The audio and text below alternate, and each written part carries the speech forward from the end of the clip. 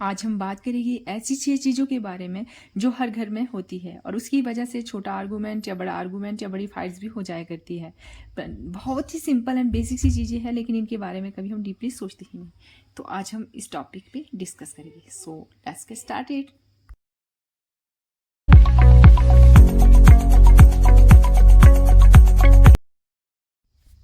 इन सब चीज़ों के बारे में ना हम कभी डीपली सोचते ही नहीं है, इसीलिए पूरी लाइफ ये चीज़ें चलती रहती है और हम इनके ना आदी हो जाते हैं।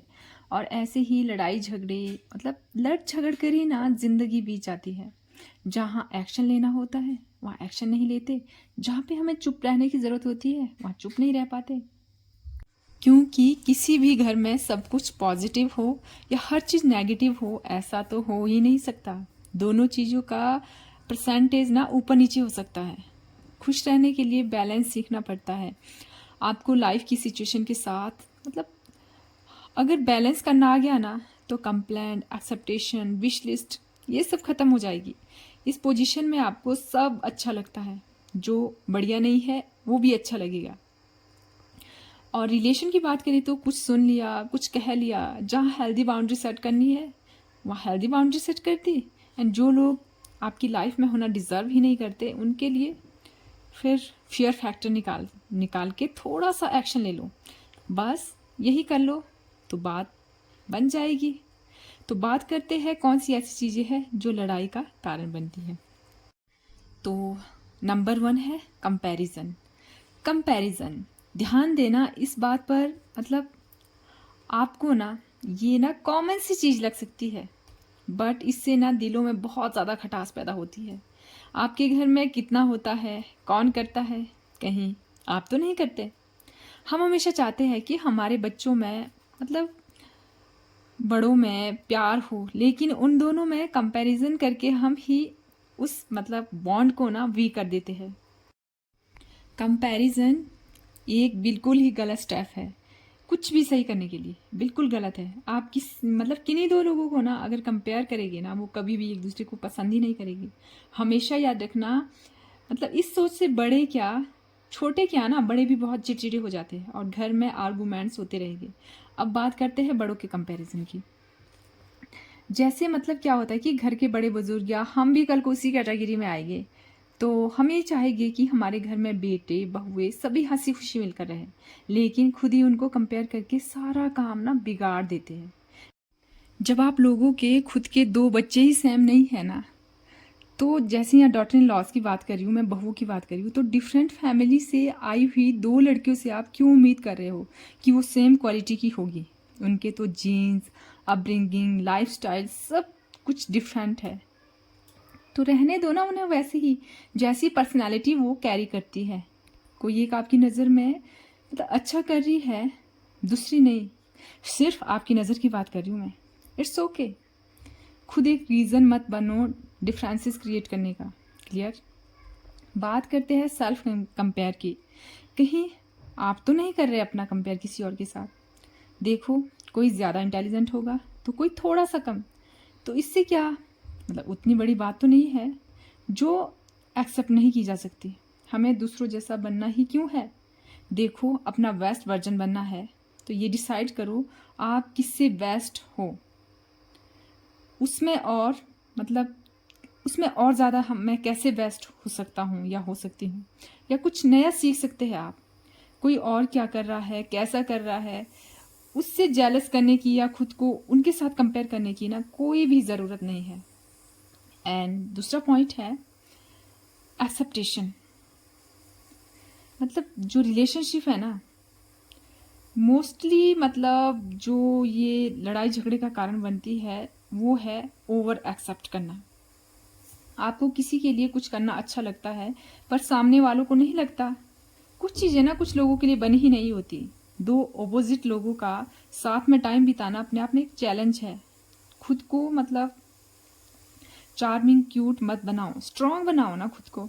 जब आप स्ट्रांग होते हैं तो आप बैलेंस करना सीखते हैं। आपको पता है एक एवरेज इंसान के साथ और एक टॉक्सिक इंसान के साथ अगर आप ऐसे टॉक्सिक रिलेशन के साथ रह रहे हैं ना, जहां आपको ना रिस्पेक्ट मिलती है ना केयर, सिर्फ क्रिटिसिज्म मिलता है, सिर्फ अब्यूजिव लैंग्वेज मिलती है, तो वहाँ पर प्यार, रिस्पेक्ट एक्सेप्ट कभी ना करे। उसके पास जो है ना वो वही देगी, जो है ही नहीं वो कहाँ से देगी आपको। मेरा मतलब यहाँ किसी को जज करने का नहीं है, बट वो एक्सेप्ट मत करो ना जो करना सामने वाले के नेचर में है ही नहीं। घर के अंदर जितने लोग हैं उतने ही उनके विचार भी अलग अलग है, उतने ही हमारे बिलीफ सिस्टम भी अलग होते हैं। तो प्रॉब्लम सॉल्विंग ये कहना होगा कि आप अपने विचारों के साथ खुश रहिए, बट मुझे ना ये करना पसंद नहीं। घर में एक पर्सन ज़रूर ऐसा होगा जो सबको कंट्रोल करना चाहेगा। उस इंसान को ये वहम होता है कि पूरे घर में वही एक इंटेलिजेंट है, उसकी बात ही माननी चाहिए। जो उनकी बातों से एग्री नहीं करता वो किसी काम का है ही नहीं। तो फालतू में ना दूसरों को कंपेयर करने की बजाय ना कंपैरिजन को छोड़कर देखो, माइंड कितना रिलैक्स हो जाएगा, ब्लड प्रेशर भी बैलेंस रहेगा और हार्ट रेट भी नॉर्मल रहेगी। अगर बच्चों की बात करें ना तो कंपेयर करना उस एज तक सही भी रहेगा जब तक वो उस एज तक नहीं पहुंचते जहां उन्हें समझ हो। करने दो ना उनको गलतियां, उनको गलतियों से सीखने दो। क्यों चाहते हो कि वो आपके एक्सपीरियंस से ही सीखे? लाइफ का एक्सपीरियंस उन्हें भी करने दो। आपके जाने के बाद भी उनको खुद ही सरवाइव करना है। एक एज के बाद हमारे बच्चों को ना हमारे गाइडेंस की ज़रूरत होती है। कंट्रोल करने लगेंगे ना तो टकराव होगा। अगर आपका नेचर कंट्रोलिंग है तो खुद को चेंज करना चाहिए आपको। ऐसा बिहेवियर ना घर को एक जंग का मैदान बना देता है। हमेशा यही सब करने से ना रिश्ते इतने मतलब खटास भरे हो जाते हैं कि सामने वाले की हर बात पर, हर एक्टिविटी मतलब इरिटेट करने लग जाती है। मतलब हमेशा ही समय और माहौल देखकर ना अपने मतलब विचारों और सोच को और अपनी ज़ुबान को चेंज करने की कोशिश ज़रूर करनी चाहिए। जो नहीं करता ना वो फैमिली के साथ रहकर भी अकेले ही रह जाता है। बच्चे छोटे हैं तो उनके मन में डर पैदा हो जाएगा, बड़े हैं तो नफ़रत पैदा हो जाएगी, और अटैचमेंट है जो रिश्तों में होनी चाहिए वो कभी भी बन ही नहीं पाएगी। ऐसे लोग ना मतलब कुछ टाइम तक ही अपना खौफ बनाए रखने में ना सक्सेसफुल होते हैं। उस कई मतलब टाइम के बाद क्या होता है कि फैमिली को आदत हो जाती है, उनको फ़र्क पड़ना ही बंद हो जाता है। ऐसे लोगों के लिए रिश्ते सिर्फ सर्विस प्रोवाइड करने का सोर्स होता है। और जिन भी घरों में ऐसा एक प्राणी पाया जाता है ना, एक भी प्राणी पाया जाता है, तो वहाँ पे कलेश तो कभी ख़त्म नहीं होता। सोच अपनी है, सबकी अब अपनी सोच है, बट मेरा ये मानना है कि फैमिली एक ब्लेसिंग है। शुक्र करो रोज़ की आप एक फैमिली में रहते हैं, और फैमिली में मिठास लाने के लिए हर एक फैमिली मेम्बर का ना कंट्रीब्यूशन मैटर करता ही है। आप जो मर्जी बोलो, यही सच्चाई है, आप लोग मानो या ना मानो। So this is the reason of toxic environment in family. इसी कारण से फैमिली में ना झगड़े होते हैं। अगर हमने इन सब चीज़ों को समझ लिया ना तो ये चीज़ें ना बहुत जल्दी ना मतलब एक सूदिंग इफ़ेक्ट लाएगी हमारी लाइफ में। So that's it for today. And अगर आपको मेरी ये वीडियोस मतलब थोड़ी भी आपकी लाइफ में कोई वैल्यू ऐड कर रही है ना तो प्लीज़ मेरे चैनल को सब्सक्राइब ज़रूर करें, और जो मुझे मेरे फेसबुक पेज पे देख रहे हैं वो वहाँ पे मुझे फॉलो ज़रूर करें। मिलते हैं बहुत जल्दी एक न्यू अपडेट के साथ। तब तक के लिए stay happy and stay healthy. Bye bye.